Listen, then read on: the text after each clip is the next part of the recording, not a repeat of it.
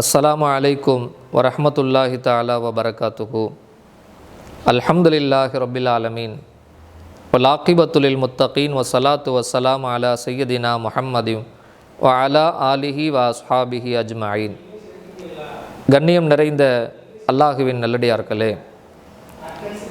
புனிதமிக்க ரமலானுடைய மாதத்தில் பல்லாக்கு டிவி வழியாக சுவனத்து பூங்காற்று என்கிற நிகழ்வில் நல்ல சிந்தனைக்குரிய செய்திகளை தினந்தோறும் நாம் கேட்டு வருகிறோம். இன்றைய தினத்தில் உங்கள் சிந்தனைக்காக அல்லாஹு உலகத்தில் வாழுகிற பாக்கியத்தை நமக்கு அல்லாஹ் தந்திருக்கிறான். வாழுகிற பொழுது நாம் தனித்து வாழ முடியாது, சேர்ந்து தான் வாழ வேண்டும். அதற்கு அல்லாஹ்வுடைய ஏற்பாடு நெருக்கமான உறவு என்று ஒரு உறவை அல்லாஹ் தருகிறான்.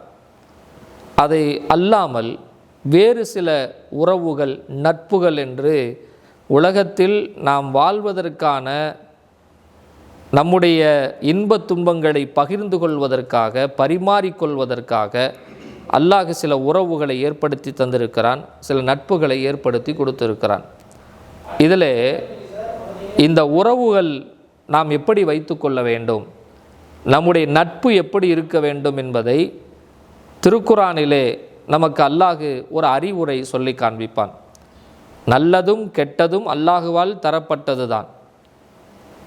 ஆனால் எதை எடுத்துக்கொள்ள வேண்டும் என்கிற அறிவுரை திருக்குரான் நமக்கு சொல்லும். நபிகள் நாயகம் ஸல்லல்லாஹு அலைஹி வஸல்லம் அவர்களும் நமக்கு சொல்லி தருவார்கள். ஹலாலும் ஹராமும் சொல்லி காட்டப்பட்டிருக்கிறது.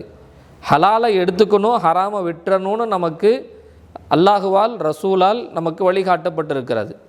அந்த வகையிலே நம்மை சுற்றி நிறைய மனிதர்கள் இருந்தாலும், நம்மோடு இருக்கிற உறவுகள் நிறைய பேர் இருந்தாலும், யாரோடு இருக்க வேண்டும் என்பதை திருக்குரான் நமக்கு ஒரு அறிவுரை தருகிறது, வழிகாட்டி தருகிறது.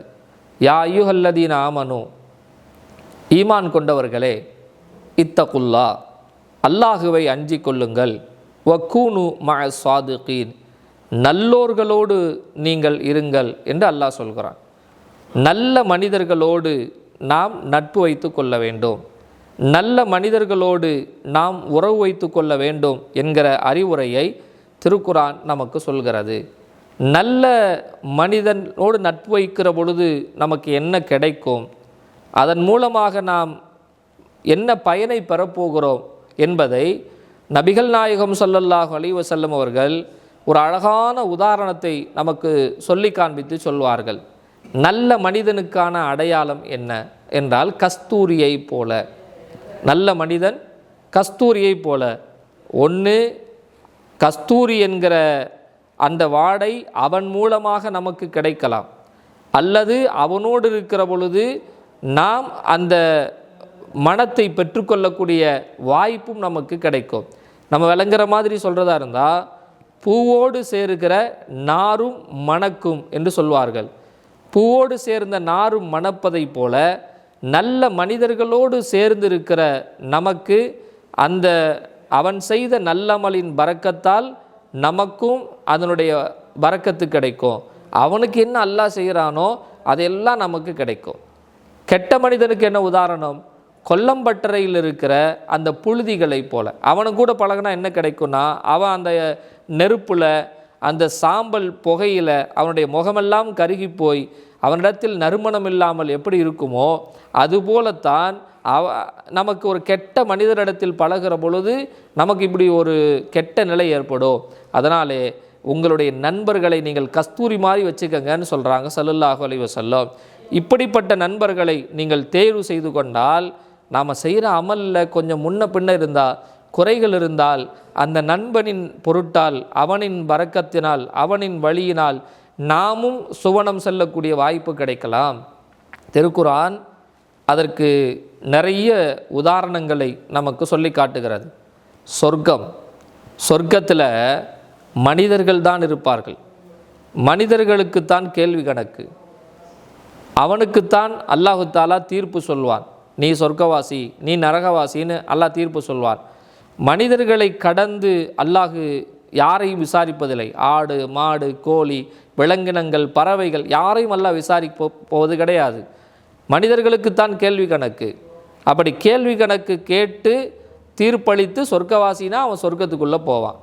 சொர்க்கத்தில் வேறு எந்த விலங்குக்கும் பறவைகளுக்கும் எதற்கும் அல்லாஹ் உள்ள இடம் தரவில்லை. ஆனால் யூனுஸ் நபியை சுமந்த மீனுக்கு அல்லாஹ் சொர்க்கத்தில் இடம் கொடுத்திருக்கிறான். இப்ராஹிம் அலைஹிஸ்ஸலாம் அவர்கள் அறுத்த ஆட்டை சொர்க்கத்தில் அல்லாஹ் இடம்பெற வைத்திருக்கிறான். இதெல்லாம் கஹ்வாசிகள் குகைவாசிகளோடு இருந்த நாய் சொர்க்கத்துக்குள்ளே போகுது. இப்படியெல்லாம் திருக்குரான் சொல்கிறதுக்கான காரணம் இந்த வரலாறு நமக்கு சொல்கிறது. நல்ல மனிதர்களோடு நம்மை இணைத்து கொள்கிற பொழுது அவர்கள் சொர்க்கத்தில் இருந்தால் நாமும் சொர்க்கத்தில் இருப்போம்.